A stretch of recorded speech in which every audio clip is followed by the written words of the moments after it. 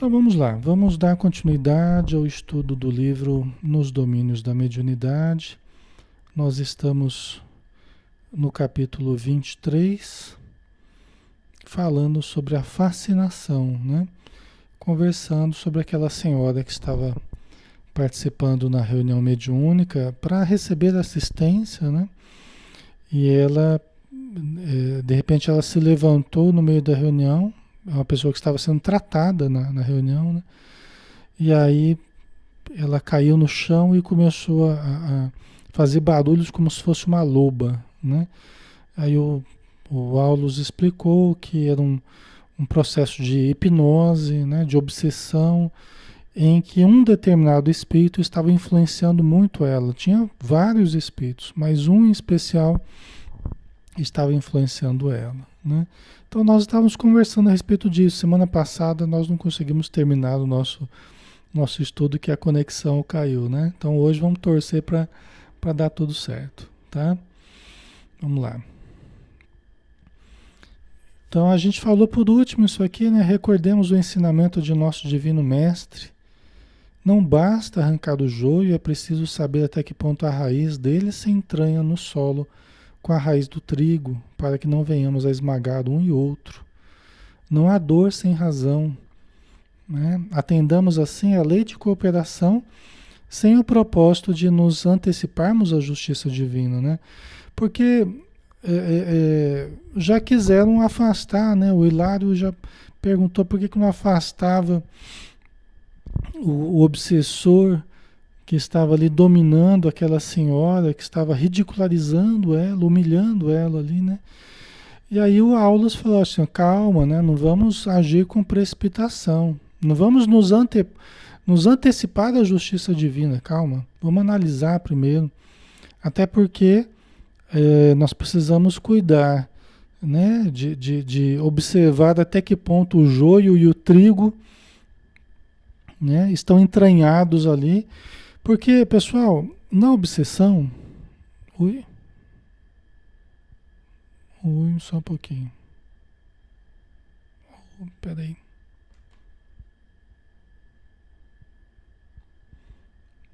só um pouquinho.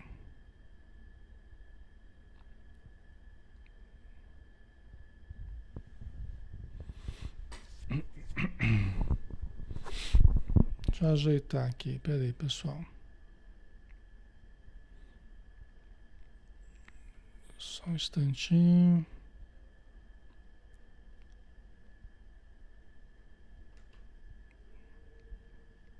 É que deve ter esbarrado em alguma coisa aqui.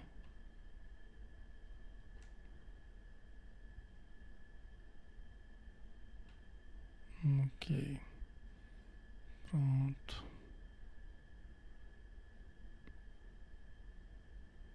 Só dar uma ajeitadinha aqui. Isso. Vamos lá. Porque na obsessão, pessoal, nós temos um problema, né? Como há uma reciprocidade, né? Nós precisamos tomar cuidado, porque o retirar o espírito obsessor de chofre abruptamente pode ocasionar até a morte do paciente, né? Retirar o obsessor abruptamente pode ocasionar até a morte do paciente, do obsediado.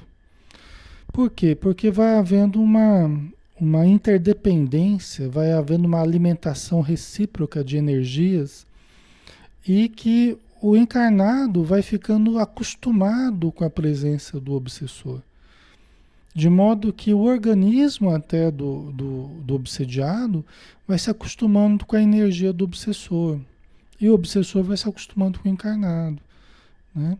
Se de repente você afasta agressivamente, violentamente, o obsessor do obsediado, você pode causar um transtorno muito profundo no paciente. Inclusive, é comum o paciente entrar em depressão, né?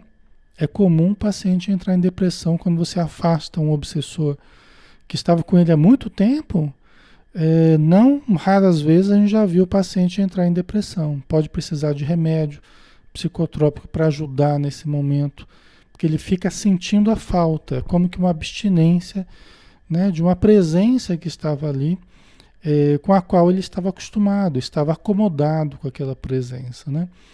Então não é uma coisa assim tão fácil, né? Por isso que nas reuniões mediúnicas são feitas verdadeiras cirurgias, né? Muito delicadas para se afastar de determinados espíritos, de determinados encarnados. E por isso que às vezes é necessário até a presença do paciente para que se façam verdadeiras cirurgias ali com todo o cuidado, né?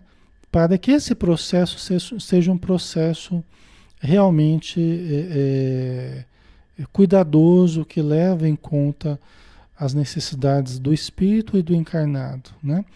Por isso também que é necessário a transformação do paciente, né? Uma mudança gradual, uma mudança baseada no evangelho, na renovação de atitudes, de pensamentos, sentimentos, né? E inclusive da entidade também, porque a entidade também vai mudando junto com o encarnado, isso vai favorecendo o afastamento e o desligamento de ambos, tá? Então vamos dar continuidade aqui. Raul, sob o controle do mentor da casa, tentava sossegar o comunicante, recordando-lhe as vantagens do perdão e incutindo-lhe a conveniência da humildade e da prece para colaborar em favor desses irmãos em desespero. Né? Para colaborar em favor desses irmãos em desespero, seria suficiente o concurso verbalista, né? Que é o que foi perguntado aqui, né? Para o Aulus. O Raul, que era o doutrinador na reunião mediúnica, ele estava tentando acalmar o espírito, né? Ele estava tentando sossegar o espírito, acalmar o espírito, né? Porque o espírito estava colocando a mulher numa situação bem constrangedora, né? Falando sobre as vantagens do perdão, né? Da humildade, da prece, né? Tentando passar alguma coisa que acalmasse ele, né? Não é fácil, às vezes, espíritos obsessores aceitarem esses argumentos, né? De uma hora para outra, baseados no perdão, baseados na humildade, né? Muitas vezes eles estão preparados para esse tipo de argumentos, né? Eles tendem a não aceitar muito bem, às vezes ficam até mais nervosos, né?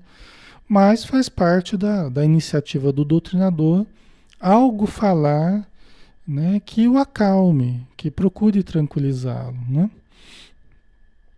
Ok, então vamos lá. Né? Aí a pergunta que foi feita para o Aulus, né? Para colaborar em favor desses irmãos em desespero, seria suficiente o concurso verbalista?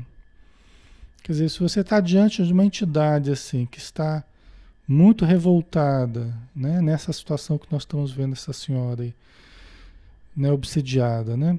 Então, o doutrinador começando a falar com o espírito, somente as palavras dele surtem resultado? Apenas o concurso verbalista seria suficiente para colaborar em favor desses irmãos em desespero, né? Dessas entidades em revolta, né? As palavras são suficientes para socorrer esse tipo de espírito, né? Deixa eu ver aqui.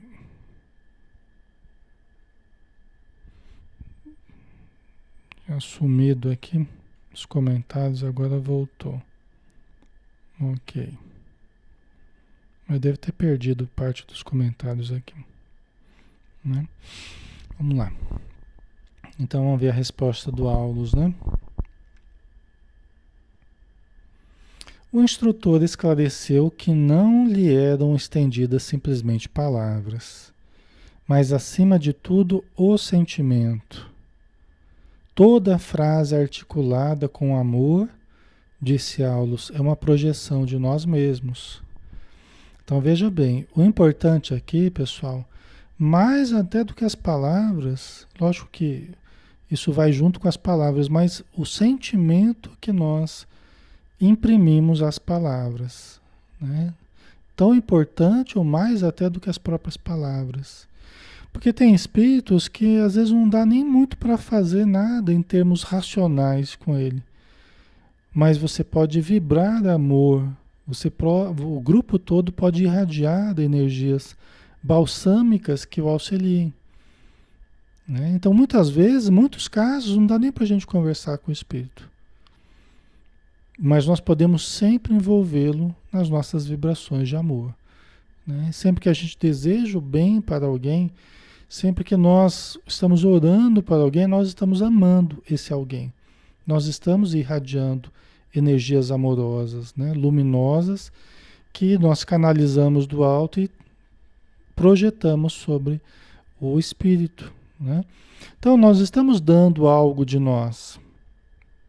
Nós estamos dando algo de nós. Por isso que os espíritos amigos, eles falam que a assistência espiritual nessas reuniões de desobsessão é das caridades mais interessantes que existe. É das atitudes mais caridosas das que a gente pode fazer para o ser humano. É das coisas mais bonitas que nós podemos realizar. Né? Às vezes a gente dá coisas, por exemplo, para os encarnados. A gente dá roupas, dá alimentos, mas não dá sentimento às vezes. Aqui é só uma análise, uma reflexão. Às vezes você dá coisas e não dá sentimentos. Né? E às vezes você não dá coisas, mas você dá energias. Você está todo ali, sentimento, todo amor, recebendo coisas negativas e irradiando coisas boas. Né? Então é um dos exercícios de amor, de caridade mais bonitos que existe. Um dos, né? Então a gente não pode perder essa dimensão também, né? Porque às vezes a pessoa fala assim, espírita de escritório, né? Às vezes a pessoa fala, espírita de escritório, que só fica fechado numa sala atendendo espírito, como se fosse pouca coisa, né? Às vezes a pessoa considera que levar um prato de sopa é caridade, mas às vezes não considera que participar de uma reunião mediúnica, doutrinar espíritos, atender necessitados do plano espiritual, é quase como se não fosse caridade. Quer dizer, é uma visão um pouco distorcida, né? Nós sabemos que é uma grande caridade, né? Ok? Porque é amor puro, né? Você não ganha nada com isso, assim, em termos práticos, né? Inclusive, a reunião mediúnica é uma das atividades menos glamurosas do movimento espírita, né? Reunião mediúnica, desobsessão, é uma das atividades menos glamurosas, né? De certo modo. Porque é uma das coisas que menos aparece. Né? Às vezes você vai dar alguma coisa para alguém, alguma coisa material, né? Tá lá meio publicamente, tá tudo escancarado, as necessidades estão todas ali, todo mundo tá vendo, né? O bem que você está fazendo. Na reunião mediúnica, você está num grupo seleto, num ambiente de silêncio, você não fica gravando nada para colocar em internet, fica, né? Você não faz propaganda nenhuma. É um trabalho anônimo, né? Só quem participa que sabe, certo? E você pega uma coisa, né? A gente olha o Divaldo, por exemplo, vai sair o filme daqui uns dias, né? O Divaldo Mensageiro da Paz, tal. Deve faltar acho que é dia 12, né? Que vai ser lançado nacionalmente, né? O Divaldo é conhecido pelo trabalho das palestras, das viagens para o exterior, dos livros, tal, né? Ele é conhecido por essa imagem dele, né? Só que as pessoas não lembram que 2 vezes por semana ele está lá na reunião mediúnica de desobsessão. O que dá base para ele é ele estar trabalhando com a mediunidade dele. E a vida inteira ele fez isso. Eu sei porque uma parente minha participava na reunião mediúnica junto com ele, não sei se participa ainda, né? E ficou muito tempo trabalhando junto com ele, né?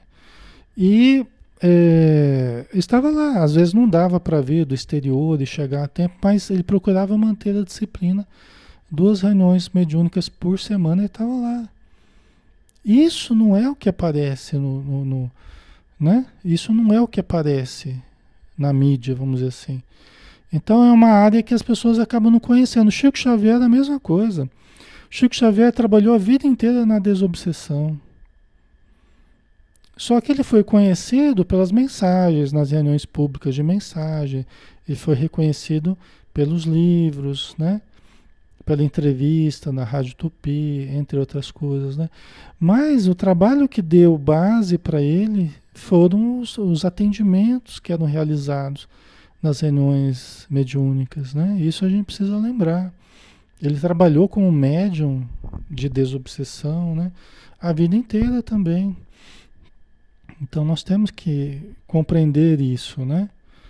Não é um trabalho glamuroso, é um trabalho sacrificial, rotineiro, né? Difícil. Você tem que enfrentar legiões de espíritos trevosos, espíritos umbralinos, porque essa é a nossa população, né? Esse é o trabalho.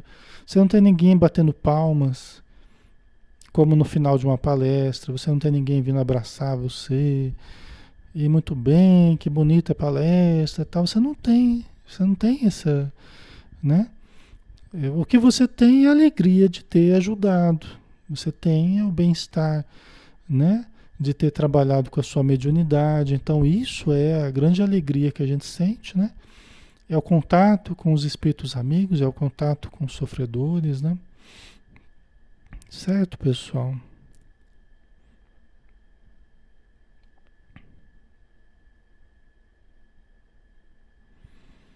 A Evelise Guarnieri colocou uma dúvida: o que fazer para evitar a obsessão? Como nos proteger? Buscar o bem, né, Evelise? Buscar o bem, né? Os bons hábitos, os bons pensamentos, né? As boas atitudes, né? A correção na nossa vida, uma vida correta. Nos autoanalisarmos sempre, né? Se nós podemos melhorar em algum aspecto, procurarmos conviver bem, que são as maneiras, né, da gente evitar a obsessão, não causar prejuízos a outrem, né? Isso é muito importante, porque as obsessões, elas se baseiam muito nos prejuízos que nós geramos a outrem, né? Elas se baseiam muito no nosso passado, nos prejuízos que nós geramos. Então hoje os cobradores vêm. Por que o cobrador? Porque nós geramos prejuízos para eles. Às vezes prejuízos financeiros, né? Às vezes prejuízos afetivos, prejudicamos alguém da família da pessoa ou a própria pessoa, né? Então humilhamos pessoas, tiramos a vida de certas pessoas. Então nós devemos cuidar para que as nossas ações sejam pautadas na ética, no respeito, no amor, na caridade, né? Ok? Isso é um meio que a gente tem para evitar as obsessões, né?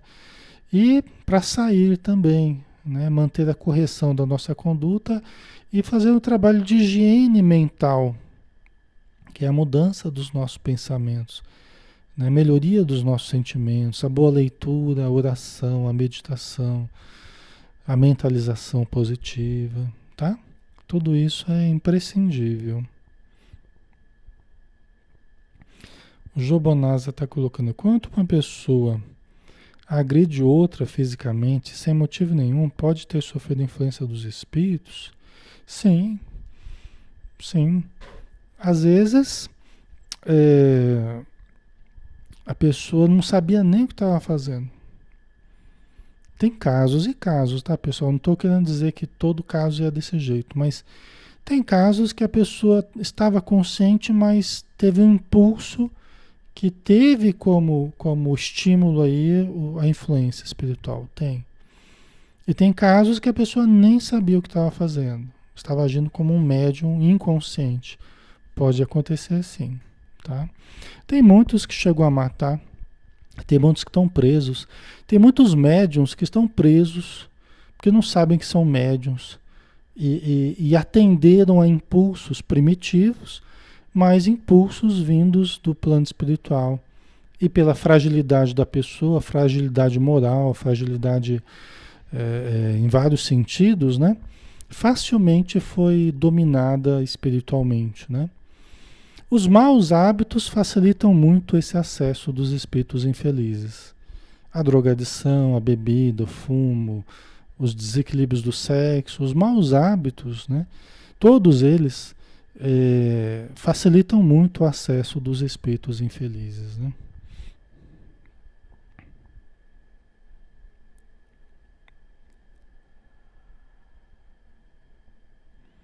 A Giovana colocou, Alexandre, desde pequeno eu sonho e no outro dia acontece. Pode ser influência dos espíritos?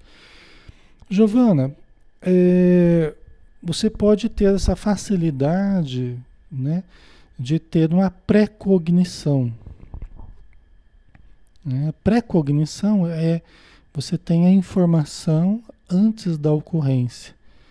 A princípio é um fenômeno anímico, é um fenômeno parapsicológico. Né? A pré-cognição é tida como um fenômeno parapsicológico, não propriamente mediúnico, mas pode estar associada também a informações que nós temos dos espíritos no plano espiritual. Mas não necessariamente. Tá? A pessoa que tem pré-cognição, ela tem uma capacidade de antevisão do que vai ocorrer. Entendeu? Ela tem uma capacidade de antever do que vai ocorrer. Pré-cognição, tem um conhecimento antes da ocorrência. Isso faz parte dos potenciais do espírito, dos potenciais da alma, os potenciais divinos que nós trazemos dentro de nós. Como a Joana de Ângeles diz, né? Os potenciais parapsicológicos e mediúnicos, todos eles são potenciais superiores que nós vamos ter cada vez mais. Nós vamos nos desenvolver cada vez mais nesses potenciais. Né?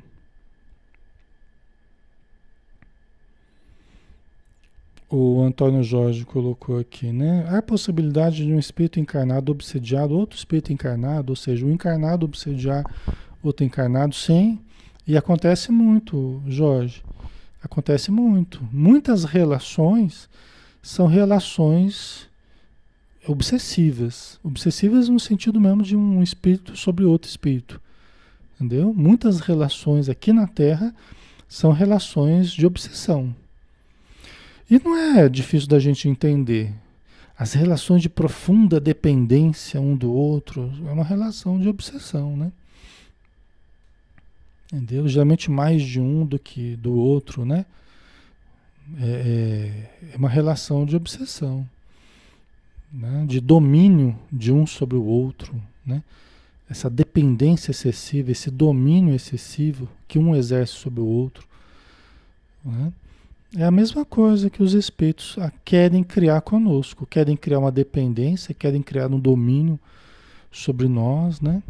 Por isso eles se impõem, né? Maridos, esposas, muitos e muitos casais acabam tendo esse tipo de relação, né?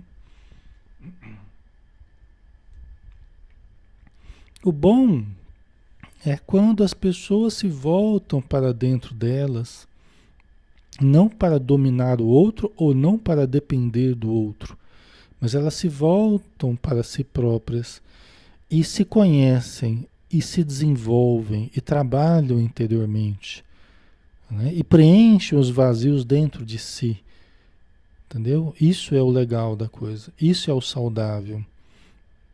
Entendeu? Quando os dois fazem isso, o casal, por exemplo, cada um olha para dentro de si. Cada um procura aprender a controlar-se, não controlar o outro. Não dominar o outro. Porque a minha insegurança faz com que eu me lance para dominar o outro. Porque eu me sinto mais tranquilo na minha insegurança, sentindo que eu estou dominando o outro. No ciúme, por exemplo, isso aparece muito, as minhas inseguranças, né? Só que quando eu me volto para dentro de mim, começo eu a trabalhar, desenvolver, preencher os vazios interiores, desfazer as minhas inseguranças. os meus medos, os meus conflitos. Aí eu começo a ser mais feliz, né? Começo a estar melhor comigo mesmo e com a vida, tá? De outro jeito, eu achava que o outro iria me fazer feliz. Ou eu vou fazer o outro feliz. Não vai, não. Nem o outro vai me fazer feliz, né? O problema fundamental da felicidade está dentro de nós. Aí que está o equívoco, né? Aí que está o grande equívoco, né? Toda a sujeição do outro aos meus caprichos, aos meus desejos, a minha violência, né? Toda sujeição está se caracterizando uma obsessão entre encarnados, né?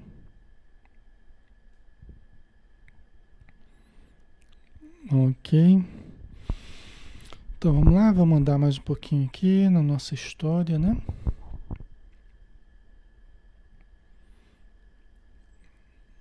Então, as palavras que o Raul envolvia, o espírito não eram apenas palavras, mas era a energia que permeava aquelas palavras, né? Levando então a mensagem nas características da atitude amorosa que ele estava envolvendo o espírito, né? A ternura, é o tom de voz, é o carinho, é tudo, né? Que está envolvendo a palavra ali do Raul, né? Assim, se era incontestável a impossibilidade de oferecer-lhes a libertação prematura, doava-se em favor deles a boa vontade, através do Verbo nascido de corações igualmente necessitados de plena redenção com Cristo. Tá? Então, o que ele está dizendo aqui? Né? Que quando ele está dizendo que, se por um lado era impossível a resolução do problema simples, imediato ali, a resolução simples do problema, imediata do problema, né? Porque esses são problemas de séculos que não vão se resolver assim, por uma questão de palavras apenas, de uma hora para outra, né? Se isso era impossível ali naquele momento, pelo menos o grupo doutrinador, todos que estavam ali, estavam envolvendo a mulher e o obsessor em vibrações positivas, em vibrações amorosas. E às vezes, pessoal, é só o que nós podemos fazer. E não é só, né? É a maneira errada de falar, né? Mas é o que nós podemos fazer. E pode ser muito. E pode significar muito já. Por quê? Porque quando esses espíritos se comunicam, eles trazem lesões no seu perispírito. Eles trazem problemas nas suas emoções, trazem problemas na sua mente. Eles sofrem, se atormentam, revoltados, né?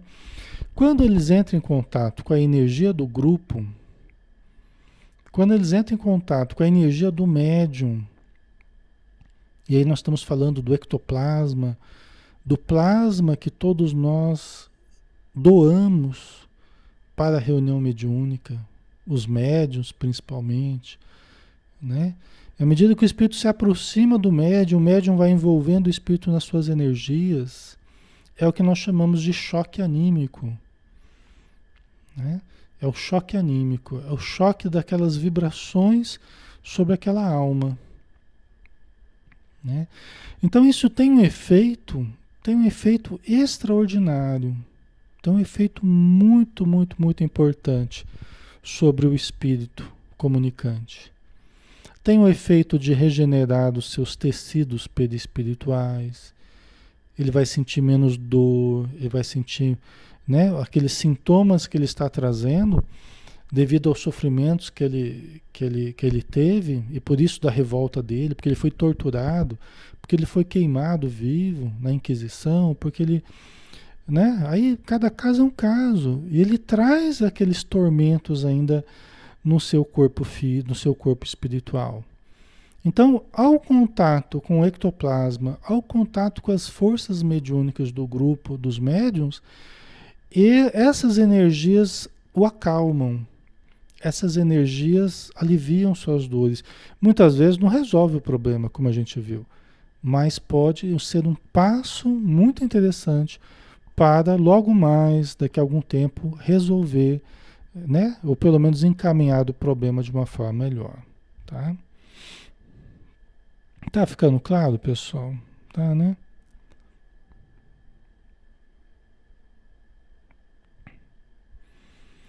Aqui foi perguntado, né? O Evandro colocou: os espíritos inferiores podem nos dizer por que nos obsediam? Em alguns casos, eles até têm possibilidade de dizer na reunião mediúnica por quê. Né? Quando é permitido pelos espíritos amigos, dependendo da mediunidade que o médium que está dando passividade tenha, né? Uma clareza que ele tenha, né? O espírito pode até dizer por que que ele está nos obsediando, nos perseguindo, né? O que que aconteceu no passado. Pode acontecer, tá? Não que isso aconteça em todas as comunicações, não. Até para nos poupar, até para não expor certas pessoas, ou mesmo nós mesmos, né? Em certos detalhes do nosso passado, até para que nós não saibamos certos detalhes do passado. Às vezes os espíritos amigos não permitem que eles falem determinadas coisas, não permitem que nós percebamos determinadas coisas, às vezes, você entende? Então varia de caso para caso, tá? Não é uma coisa corriqueira, não. Mas os muitos defeitos que a gente tem, alguns em especial, dá para a gente deduzir mais ou menos pelo tipo de problema mais sério que a gente tenha no presente. Cada um sabe onde o calo aperta, né? Cada um sabe os defeitos que tem, as tendências que tem, os conflitos que tem e tal, né? Às vezes até já errou nesse campo aqui nessa encarnação, de tão forte que é, né? Tem coisas que continuam existindo em nós, tal. Já dá para deduzir mais ou menos o que pode ter acontecido no passado. Entendeu? Pelo tipo de defeitos, de hábitos, de problemas que a gente tenha no presente, já dá para deduzir mais ou menos o porquê que a gente, que área que a gente deve ter caído, que a gente deve ter errado no passado. Entendeu? Então isso isso é uma coisa que dá para a gente deduzir, né? Vocês estão ouvindo, pessoal? Tá dando para ouvir? Ok.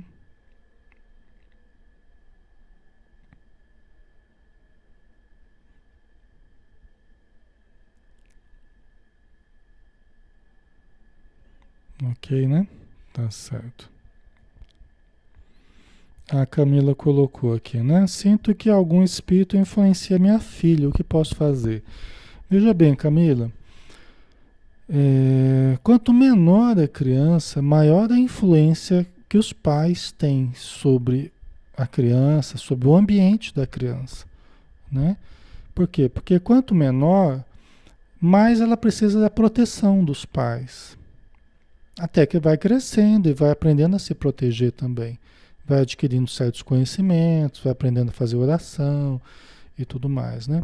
Então os pais ou os responsáveis pela criança em casa são as pessoas que devem velar pelo ambiente espiritual de casa, né? São os pilares do lar.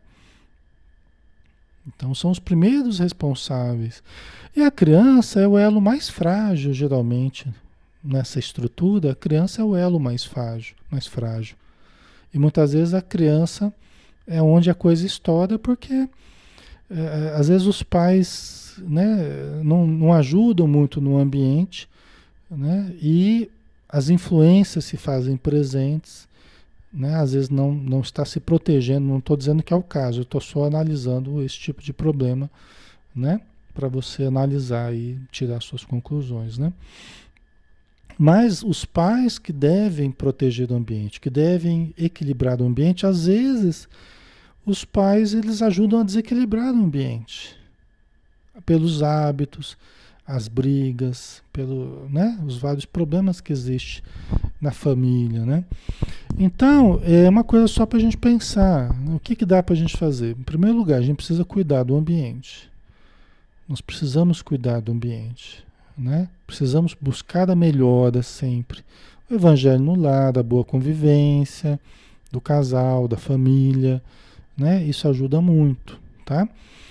E, se possível, aplicar passe na sua filha. Todo dia fazer uma prece. Quando vai dormir, faz uma prece, conta uma historinha, aplica um passe. Né? Isso é um bom hábito para quem tem filhos. Né? Os meus 3 filhos, que hoje estão grandes, eles cresceram. Né? Todo dia aplicava passe, fazia uma prece em cada um deles. Né? Aplicava um passe, contava uma historinha e tal. E foi assim todo dia. Né? Então são coisas que não impedem eles de sofrerem certos assédios espirituais, né? Ou sofrerem certas obsessões, que eles trazem os compromissos deles do passado, né? Eles também trazem, né? Mas isso ajuda a equilibrar o ambiente e ajuda a equilibrar o quarto deles, ajuda a equilibrar os filhos, né? Levar para evangelização infantil na casa espírita, levar para tomar passe na casa espírita, tá? São coisas que ajudam bastante, ok? Certo? E corrigindo, né? Às vezes a criança tem certos problemas assim, vai demonstrando certos modos de pensar, modos de lidar, que a gente tem que ir corrigindo, né? Porque é aquele espírito do passado que vem trazendo certos problemas do passado, tá? Então, então vamos lá, né? Mais um pouquinho aqui. Analisando o pretérito ao qual todos nos ligamos através de lembranças amargas, acentuou o Aulus, né, o assistente, somos enfermos em assistência recíproca.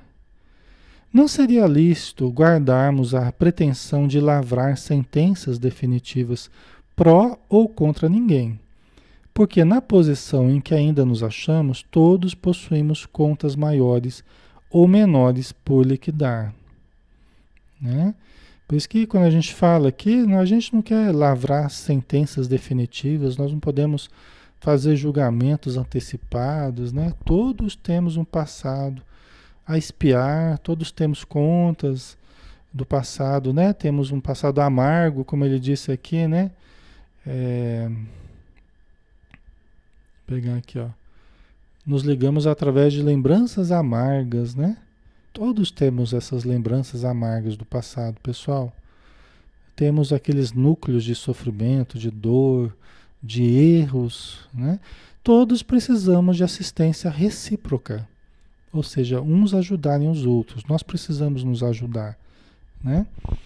Então, e a atitude dos espíritos amigos, diante desses casos de obsessão, não é assim, um é o bom e outro é o mal. O espírito obsessor é o mal e o encarnado é o bonzinho. Eles não enxergam dessa forma.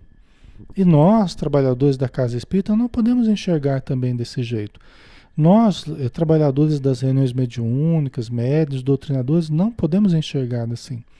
Os encarnados que nos pedem ajuda são os bons e os espíritos obsessores são os ruins. Não. Por quê? Porque enxergando sob a lei de causa e efeito, a lei da reencarnação, né? Que o que a gente fez a gente colhe.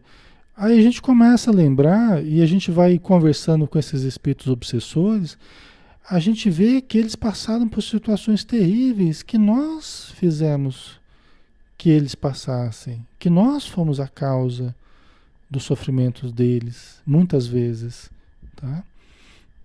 Ou então você está atendendo alguém que chegou à casa espírita, você começa a atender, você quer ajudar.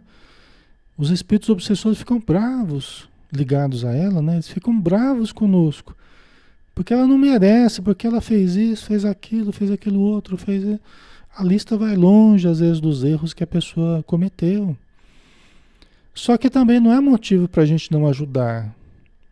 Por quê? Porque todos precisamos de ajuda, né? Aquele que errou, que fez o mal, precisa de ajuda, até para melhorar e não fazer mais o mal, né? E aquele que sofreu o mal e que hoje está procurando obsediar, eles também precisam de ajuda, né? Vocês entendem? Então a gente precisa ter essa visão imparcial. Somos todos seres humanos, todos criados por Deus para sermos felizes. Todos já cometemos erros e todos podemos melhorar. Só isso, né? Bem resumidamente, só isso. Todos poderemos melhorar, todos vamos melhorar. Não é poderemos, todos iremos melhorar, né? Todos melhoraremos, certo?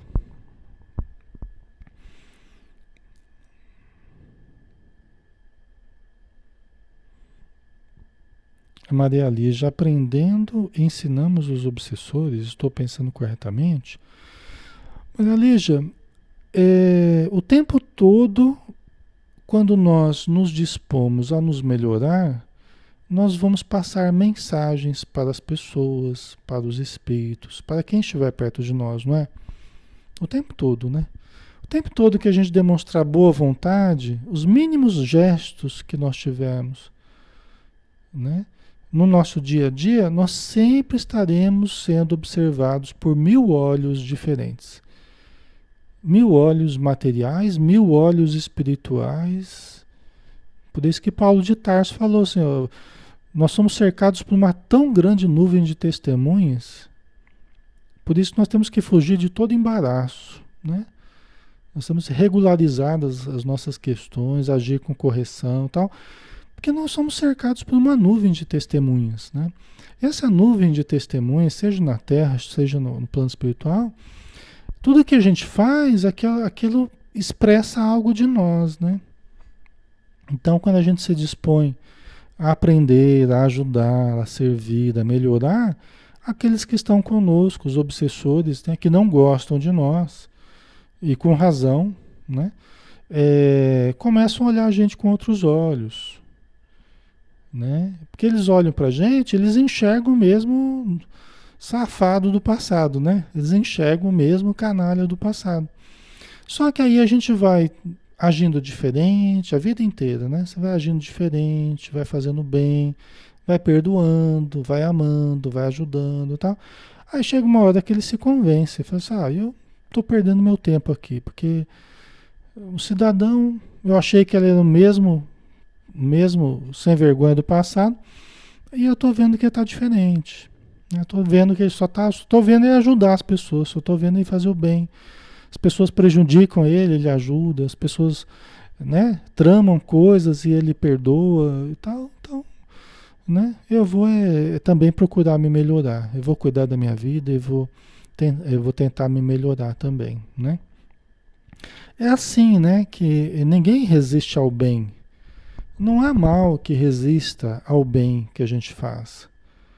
Só que não é uma mágica, né? Tem que ser um bem que continua, um bem constante, né? À medida que você, ao longo dos anos, você continua sofrendo e fazendo bem, né? Passando por dificuldades financeiras, afetivas, familiares, orgânicas e tal, e continua fazendo bem, continua tendo fé, continua acreditando no ser humano, continua procurando se melhorar, perdoando e tal.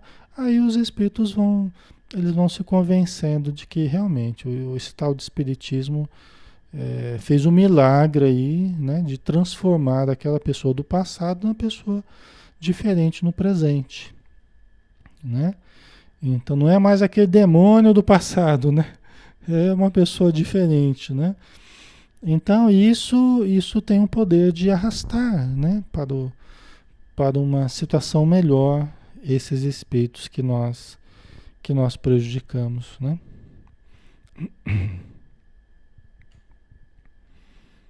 Obrigado, Vera Lúcia. Seja sempre bem-vinda, viu? É, o Antônio Jorge, a depressão é uma doença ou é 100% influência dos espíritos obsessores? Antônio Jorge, é uma coisa e outra, né? Não 100%, né? Mas é uma mistura de questões internas da pessoa, né? Questões internas dessa vida de infância, de adolescência, de educação, de família e tal, né? E também do passado, conflitos que a pessoa traz. Em algum momento, ela foi se desconectando da vida. Quando a gente passa por sofrimentos, quando a gente passa por dores, por situações muito difíceis, né? Muitas vezes a gente não tira um bom proveito daquilo. E a gente acaba se desconectando da vida por revolta, por inconformação, tá? Quando a gente se desconecta, aí começa o nosso problema, tá?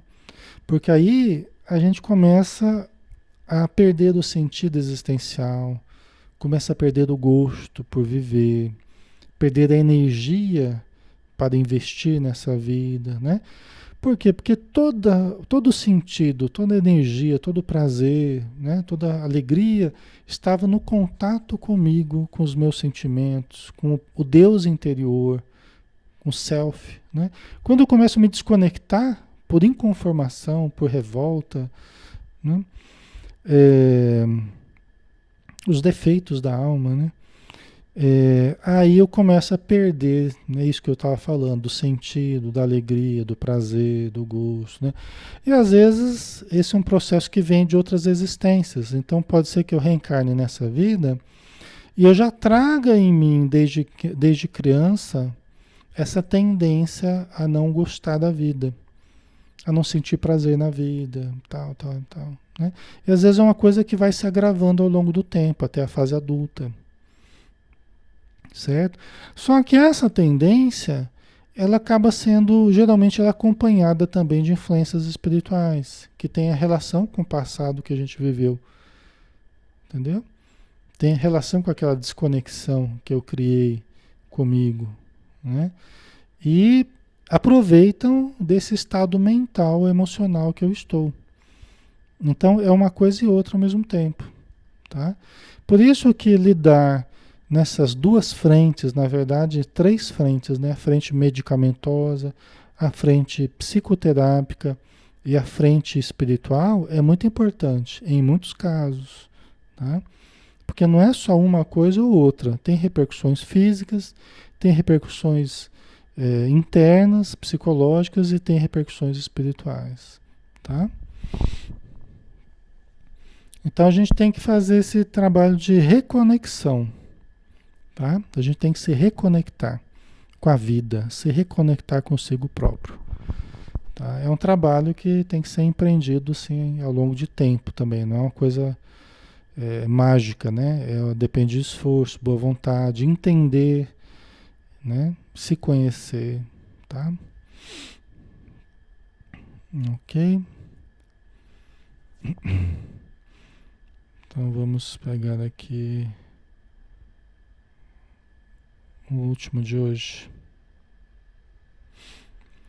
Ato contínuo, Aulus lançou seu amparo eficiente da dupla em contenda, a mulher e o espírito obsessor, né? Para ele, a doente e o perseguidor mereciam igual carinho, tá vendo?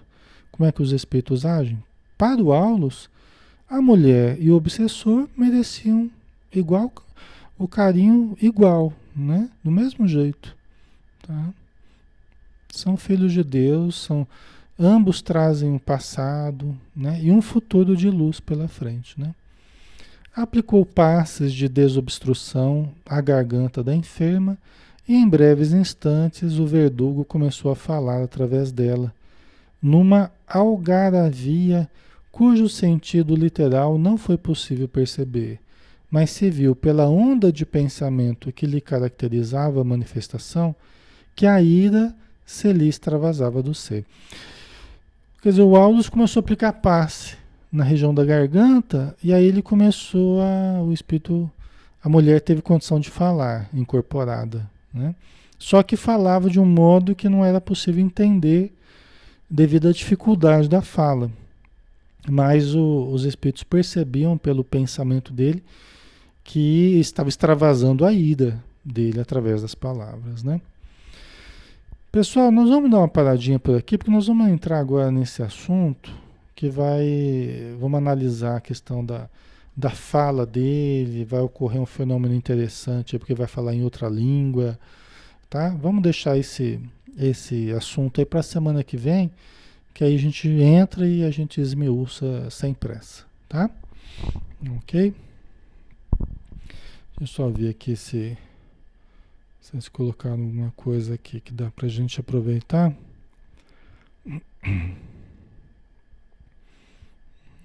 Não, aqui, acho que eu abordei aqui, ó, o mais urgente, né? Tá certo, pessoal. Vamos fazer a nossa prece final então, né? Agradecendo o nosso Mestre Jesus pelas bênçãos que nós tivemos nessa noite, porque enquanto estudávamos, éramos auxiliados espiritualmente. Estamos sendo ainda auxiliados espiritualmente.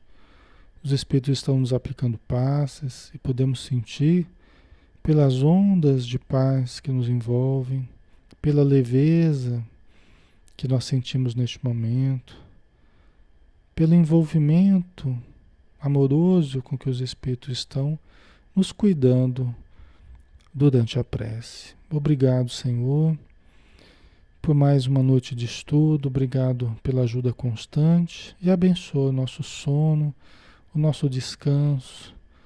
Enquanto descansamos o corpo, possamos desenvolver a alma para acordarmos amanhã renovados e cheios de estímulo para nos melhorar. Muito obrigado por tudo e que assim seja. Ok, pessoal, obrigado pela presença, tá? Pela participação. Que Deus abençoe a todos e tenhamos uma boa noite, né? Quinta-feira estaremos de volta aqui. Um abração, até mais.